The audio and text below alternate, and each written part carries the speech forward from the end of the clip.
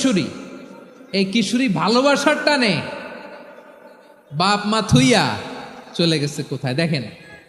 ভালোবাসার আল্লাহ 100 টুকরা করেছেন, 99 টুকরা ভালোবাসা আল্লাহ নিজের জন্য রেখেছেন, এক টুকরা আমাদের সবাইকে ভাগ করে দিয়েছেন।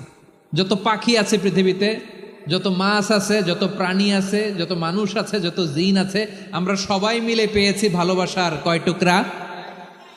আর আরশে আজিমের অধিপতি আল্লাহ, তিনি তার কাছে ভালোবাসা রেখে দিয়েছেন কয় টুকরা? তাহলে এবার আওয়াজ করে বলেন, আল্লাহর রাগ বেশি নাকি দয়া বেশি? আল্লাহ তুমি দয়ার সাগর, রহমানুর রহিম, তোমার দয়ায় পূর্ণ আমার সারা নিশিদিন। সবাই পড়েন, আল্লাহ তুমি দয়ার সাগর, রহমানুর রহিম, তোমার দয়ায় পূর্ণ আমার সারা নিশিদিন। আল্লাহু আকবার। আল্লাহ বলেন, রাহমাতি ওয়াসিআত কুল্লা শাই, গোটা বিশ্বের সব জায়গায় আমি আল্লাহর রহমত বিস্তৃত, এমন কোন জায়গা নাই যেখানে আমি আল্লাহর রহমত নাই। ঠিক কিনা বলেন? এমন কোন জায়গা নাই আমি আল্লাহর রহমত নাই। আমি আল্লাহর রহমত ছাড়া গাছের একটা পাতা নড়ে না, আমি আল্লাহর দয়ার রহমত ছাড়া গাছের একটা পাতা পড়ে না, আমি আল্লাহর দয়ার রহমত ছাড়া আকাশ থেকে এক ফোঁটা বৃষ্টি ঝরে না। তিনি হলেন রহমান, তিনি হলেন রাহিম। ঠিক কিনা বলে? আল্লাহরে চিনতেছেন? আলোচনার বিষয় কি? আসুন আমাদের রবকে চিনি। তিনি হলেন আর রহমান, তিনি হলেন আর রাহিম। তার দয়ার কোনো শেষ নাই, তার মায়ার কোনো শেষ নাই। বনি ইসরাইলের এক লোক 500 বছর আল্লাহর ইবাদত করেছে। কয় বছর? কোথায় জানেন? সাগরের মাঝখানে এক পাহাড়, ওই পাহাড়ের উপরে বসে 500 বছর টানা আল্লাহর ইবাদত। দিনে আর রাতে একবার করে নিচে নামতেন। সেখানে আল্লাহ তাআলা পাথরের ভেতর থেকে তার জন্য মিঠা পানির ব্যবস্থা করে দিয়েছেন, আর একটা ডালিম গাছের ব্যবস্থা করে দিয়েছেন। সকালে নামলে একটা টসটসে ডালিম, রাতে নামলে টসটসে ডালিম। এগুলো খেয়ে খেয়ে 500 বছর সে আল্লাহর ইবাদত করেছে। আর সে আল্লাহর কাছে বলেছে, আল্লাহ আমি যখন মারা যাব সেজদারত অবস্থায় যেন মারা যাই।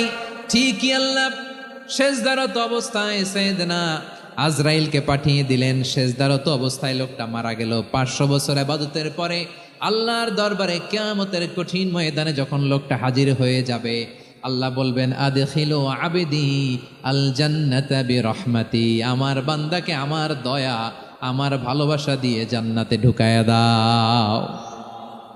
500 বছর ইবাদত করছে তো আমার দয়ায় আমার বান্দারে জান্নাত দাও। এই বান্দা বলে, বালবি আমালি, আল্লাহ তোমার দয়া লাগবে কেন? আমি আমার আমল দিয়ে জান্নাতে যেতে চাই। কি দিয়ে? কথা বুঝে নাই বোধহয়। আল্লাহর এই বান্দা কি দিয়ে জান্নাতে ঢুকতে চায়? আমল দিয়ে। আল্লাহ বলছে, আমার দয়ায় আমার বান্দারা জান্নাতে নিয়ে যাও ফেরেশতারা। এ বলে, আল্লাহ তোমার দয়া লাগবে কেন? সেজদা তো কম দেই নাই, জিকির করতে করতে 500 বছর শেষ করে দিলাম, আবার তোমার দয়া লাগবে? আমি তো আমার আমলেই জান্নাতে যেতে পারি। আল্লাহ বলবেন, তাই ঠিক আছে, আমি চাইলাম দয়া দিয়ে জান্নাত দিব, তুমি চাইলে আমল দিয়ে ঢুকবা, ঠিক আছে, তোমার আমল আর আমার যে দয়া দুইটার একটু মাপ দেই। তোমার 500 বছরের ইবাদত এক পাল্লায় রাখো। আর আল্লাহ বললেন, আমি যে দয়া করে এই দুনিয়ার নাজ নেয়ামত বিউটি সৌন্দর্য দেখার জন্য তোমার 2টা চোখ দিয়েছিলাম, 2টা নয়, একটা চোখ আরেক পাল্লায় রাখো। রাখা হবে, দেখা যাবে ওই 500 বছরের ইবাদত হালকা হয়েছে, আর মুহূর্তের মধ্যে আল্লাহর দেয়া একটা চোখের নেয়ামত ভারী হয়ে গিয়েছে।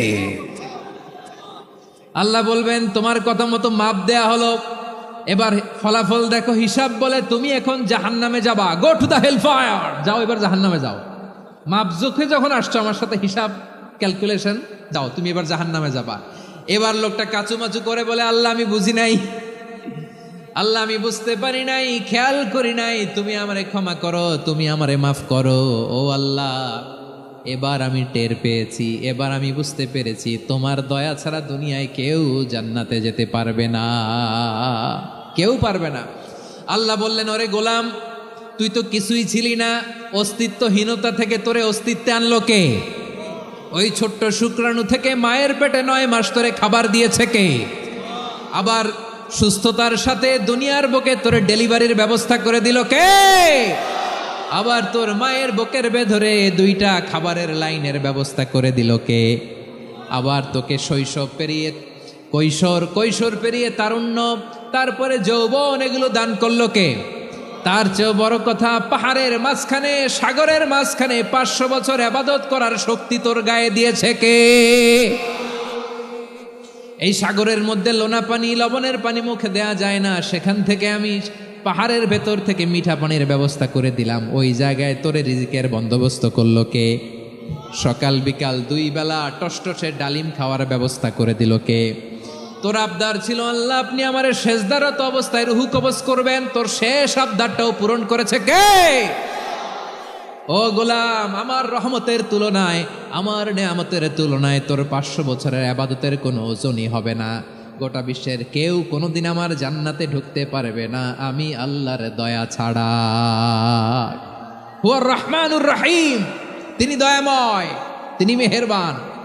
জিব্রাইল আলাইহিস সালাম বিশ্বনবীর এই লম্বা হাদিসটা যখন শোনালেন, আমি যা যা বলছি এটা বিশাল এক হাদিসের অনুবাদ। বললেন, ইয়া মুহাম্মদ, এই দুনিয়ার সবটাই চলে আল্লাহর রহমত দিয়ে। হাদিসের শেষ কথা, সব চলে আল্লাহর কি দিয়ে?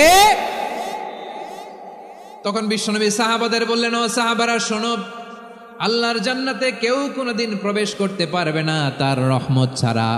সাহাবারা বললেন, ইয়া রাসূলুল্লাহ, আপনিও না? আপনিও কি আল্লাহর রহমত ছাড়া প্রবেশ করতে পারবেন না? বিশ্বনবী বললেন, না, আমিও না।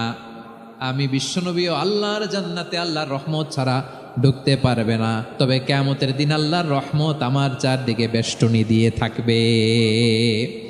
আল্লাহ নিজের পরিচয় দিয়ে বললেন, আলিমুল গায়বি ওয়াশ শাহাদাতি হুয়ার রহমানুর রহিম। আমি হলাম রহমান, আমি রাহিম। আল্লাহরে চিনছেন? ওবারখালীর ভাইয়েরা, আপনার রবকে চিনতে পারতেছেন? তিনি দয়ার সাগর, তিনি মায়ার সাগর। তার দয়ার সাগর যে কত বড় আপনার কল্পনাতেও নাই।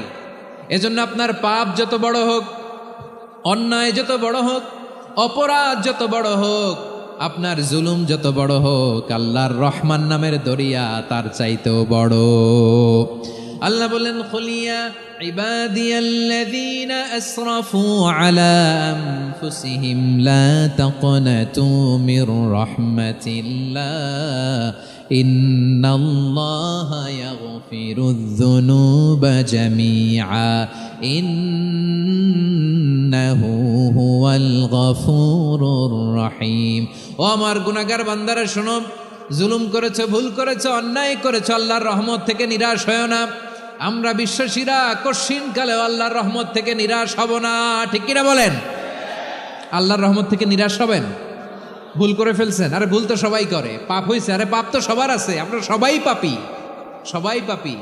যত পাপ হোক, ভুল হোক, অন্যায় হোক, অনুতপ্ত হয়ে তওবা করে, অজু করে, জায়নামাজটা বিছিয়ে সেজদা দিয়ে চোখের পানি ছাড়েন।